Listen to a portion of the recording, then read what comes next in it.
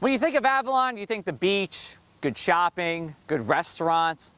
But Avalon has a really good history too, and a really nice history center. We're going to take you on the road in Avalon. Hop on in.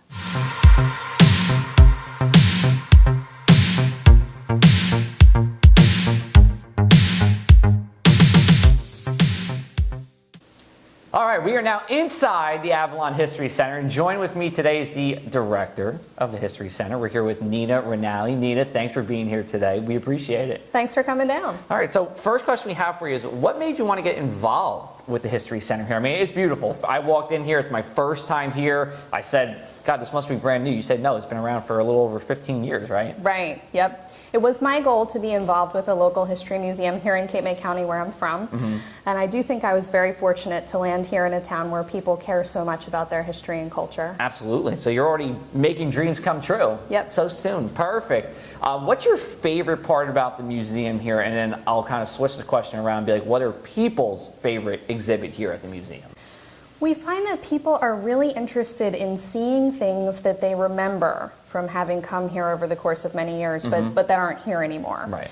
So we do have an exhibit that talks about all the local businesses that are no longer standing, and it's things like the Bongo Room, which was a nightclub that was here in the 1970s, and places like Sullivan's Department Store, where people tell us that they remember sitting at the lunch counter and kind of chatting with the whole community. Right. Even the Avalon Monopoly board too, right? Right, yes, we have an Avalon Monopoly board that shows all the local businesses from the 1980s. Awesome, awesome. And most of the history you have here is relatively recent history, things that people will remember, but Avalon does have a longer history than that, and really the trains have been a big part of the early couple of decades of Avalon's history. So tell me a little bit more about that and how important the trains were to the town. Sure. So before the railroad was here, the place was completely undeveloped. There was a juniper and cedar forest that basically covered the whole island. Okay. There were Native Americans here, and the land was used by wealthy landowners for cattle grazing. Okay. So that was all that was really going on. Right. Kind of quiet. Yes, pretty quiet. Before the late 1880s, when this development company came along. So it was 7 Mile Beach Development Company. Okay. They did two things in the very same year, which were that they built the Avalon Hotel, and they brought the railroad in from Sea Isle over Townsend's Inlet. Okay. So ultimately that railroad ended up in Philadelphia. Right. So at the same time, they created a way for people to get here and a place for them to stay. So they overnight kind of made it into a vacation resort, and they were very successful in doing that. Absolutely, absolutely. And it's still a great place to visit now. Thousands of people have second homes here. Of course, the people who are here year-round. How many people, do you know how many people came from Philadelphia in 1 year on average to down here in Avalon? Were the trains running very frequently, or was it something that maybe more people were in Sea Isle and maybe trickled down into Avalon? I think, you know, that they came to all of the places, you know, so I'm not sure actually how many were here. It's funny when you look at the population numbers, like at the time that the town was established in 1890 or so, there were only about 100 people here. So certainly, I think, you know, vacationers have always been a big part of what's happening in this community and what makes it successful. And also to say, you can still see the impact that the railroad had in our physical environment. If you go out and look at Dune Drive, you can see that it's very wide. And the reason is that that's where the railroad was, and they needed the wide right-of-way.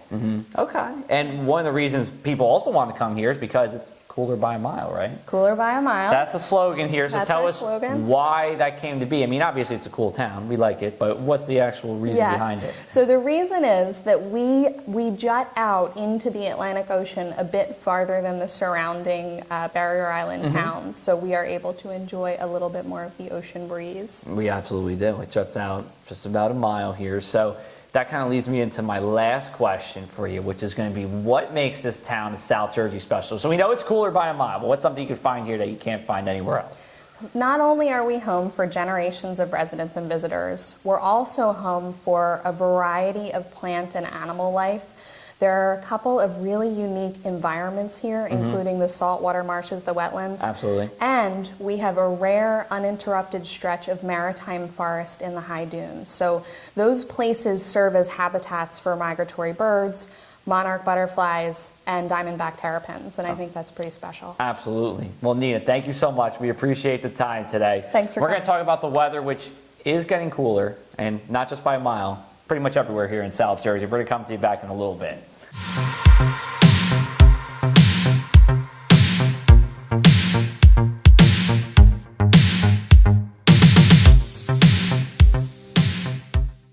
Thanks again to Nina for helping us walk around the History Center and seeing what was going on. Speaking of history, by the time we get to Sunday, we're going to be turning back the clocks a little bit, back to winter. Wintry temps are on the way, but first let's get through what we have going on for tonight. We are going to see thickening clouds across the area. We had some sunshine for the afternoon that will be replaced by clouds, but overall it's a pretty comfortable fall night here, at least for early November standards. Temperatures will be sliding through the 40s as we go into the overnight. Would bottom out in the low 40s on the mainland here in Avalon, probably somewhere close to 50 degrees. Now we have our low pressure system, actually our double-barreled low pressure system that we've been talking about for the past couple of days. That low pressure system will start to bring a shower or two starting around 9 a.m. But I do believe most of the day Friday is going to be dry. So if you have outdoor plans, you're doing some outdoor work, you want to get set up for Thanksgiving, you want to decorate, whatever have you, I think you're more okay than not here. I would say about 75% of your daytime is dry. However, as we get into the rush hour and after that sun starts to set, that's when the steadier rain comes in as the bulk of the low pressure system, the center of the low pressure, moves into the area. We are going to see periods of rain. Nothing overly heavy, but it's going to be a good soaker for the night. High school football we have going on is going to have rain throughout the games here. So you'll want the rain gear. We're not anticipating any lightning, so the game should be okay in that respect, but it's not going to be the nicest watching football for the evening on Friday. One thing I should mention too, we do have some minor coastal flooding in spots that we will see during the morning high tide on our Friday. Now we'll have the rain continuing the Friday night, so you'll want the rain gear handy. Then right as soon as the rain stops, and that's going to be between midnight to 3 a.m., we have a cold front that comes through, and this cold front means business. Strong northwest winds sustained around 20 miles an hour, gusting to 30, is going to clear us out and dry us out pretty quickly. It's also going to cool us down pretty quickly too. High temperatures on Saturday, even with plenty of sunshine, going to be 50 degrees, and it's going to be windy at that, again with that northwest wind that we have. The winds calm down on Saturday night. That means with the clear sky and the calmer winds, temperatures will be feel free to fall like a rock. Temperatures only in the mid-20s on the mainland. And then we get to Sunday, which is going to be a day feeling more like mid-February rather than mid-November. By that point, talking temperatures only in the upper 40s. Again, with plenty of sunshine, we're getting to that point where the sun isn't really helping much. It is pretty low in the sky.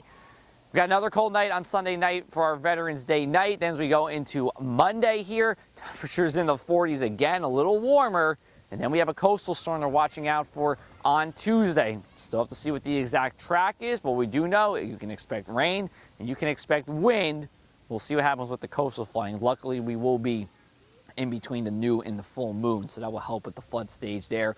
And then behind that, you think Sunday and Monday was cold, wait until Wednesday, because we'll have temperatures that are even a little below average for the middle of January, only in the low 40s for our Wednesday. That's what I'm thinking right now, and we'll continue that chilly weather as we go into the rest of the week. So from here in Avalon, I'm meteorologist Joe Martucci, and you were on the road.